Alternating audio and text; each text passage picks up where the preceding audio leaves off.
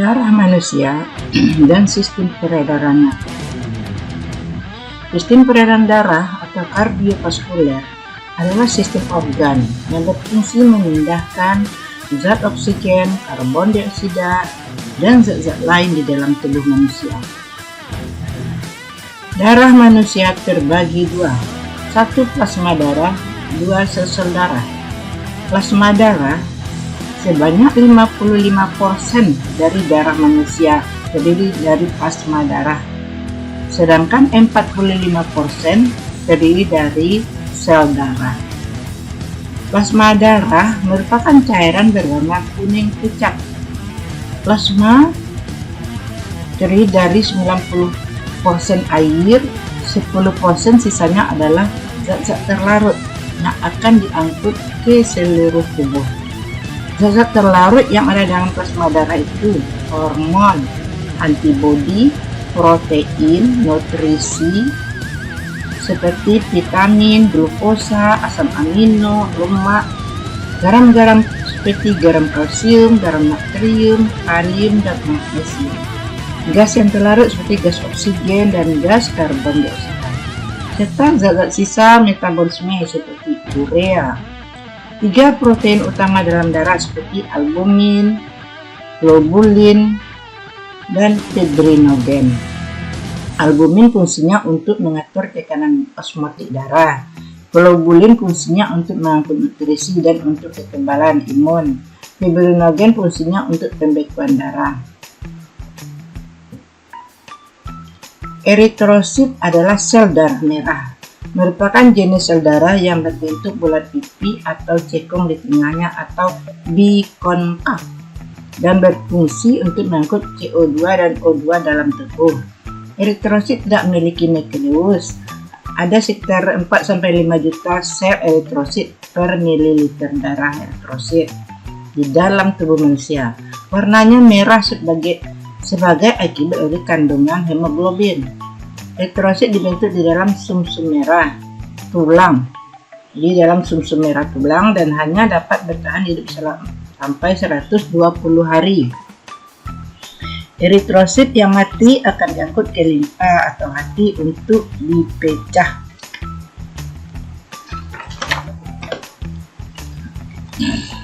Leukosit adalah sel darah putih, merupakan jenis sel darah yang tidak memiliki warna. Fungsinya adalah untuk mempertahankan tubuh melawan penyakit. Dalam tubuh manusia terdapat sekitar 3.000 sampai 6.750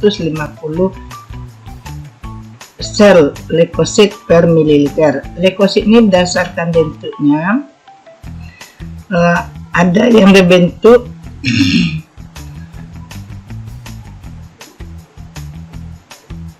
granulosit dan agranulosit. Ini pada sitoplasmanya mengandung granulosit, mengandung neutrofil, eosinophil, dan basofil. Kalau agranulosit, sitoplasmanya mengandung limfosit dan monosit.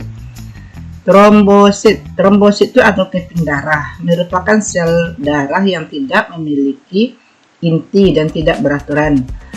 Masa hidup dari trombosit itu sangat pendek, yaitu sekitar 10 sampai 12 hari. Trombosit berperan dalam proses pembekuan darah. Proses pembekuan darah, jika terjadi luka yang dalam, pembuluh darah akan rusak dan trombosit pecah. Trombosit akan melepaskan 2 faktor, yaitu trombokinase dan serotonin. Serotonin itu akan memicu penyempitan pembuluh darah, sehingga aliran darah dalam luka berkurang. Trombokinase bersama-sama dengan ion kalsium mengubah protorombin menjadi trombin. Trombin yang aktif itu akan berfungsi sebagai enzim yang mengubah fibrinogen menjadi benang-benang fibrin. Benang-benang fibrin inilah berkumpul dan saling berkaitan sehingga sel darah merah serta plasma darahnya menyatu membentuk gumpalan sehingga luka menutup. Jantung merupakan organ yang berperan penting dalam memompa darah. Jantung terletak di rongga dada sebelah kiri, dihubungi oleh selaput yang disebut perikardium. Jantung manusia terdiri dari 4 ruangan, yaitu serambi atau arteri kanan dan arteri kiri yang terletak sebelah bawah, serta bilik atau ventrikel bilik kanan bilik kiri yang terletak di bagian bawah. Jadi serambi bagian atas, arteri bagian bawah. Jantung memiliki beberapa katup yang berfungsi mencegah aliran darah. Antara serambi dan bilik terdapat katup anteriovaskuler. Katup anteriovaskulernya sebelah kanan memiliki 3 katup tricuspidalis, sebelah kiri terdapat 2 katup atau bicuspidalis. Mekanisme peredaran darah. Kerja sistem peredaran darah manusia dikendalikan oleh organ jantung yang berguna untuk memompa darah agar mampu mengalir ke semua tubuh. Saat otot jantung berrelaksasi, jantung dalam keadaan mengembang, volumenya besar dan tekanan darahnya kecil. Hal ini menyebabkan darah masuk ke dalam serambi kanan. Sementara itu, di belahan jantung sebelah kiri, darah dari vena pulmonalis, darah bersih dari paru-paru masuk ke dalam bilik kiri. Mekanisme peredaran darah manusia terbagi menjadi 2, yaitu peredaran darah besar dan peredaran darah kecil. Oleh karena itu, peredaran darah manusia disebut dengan sistem peredaran darah ganda. Peredaran darah kecil terjadi dari jantung ke paru-paru, kemudian kembali lagi ke jantung. Hal ini dimulai dari ketika darah yang mengandung banyak CO2 di bilik kanan dipompa ke paru-paru melalui pembuluh arteri pulmonalis. Di paru-paru terdapat tepatnya pada bagian alveolus terjadi pertukaran gas CO2 dan O2. Darah yang mengandung O2 dialirkan kembali ke jantung pada bagian serambi kiri melalui vena pulmonalis.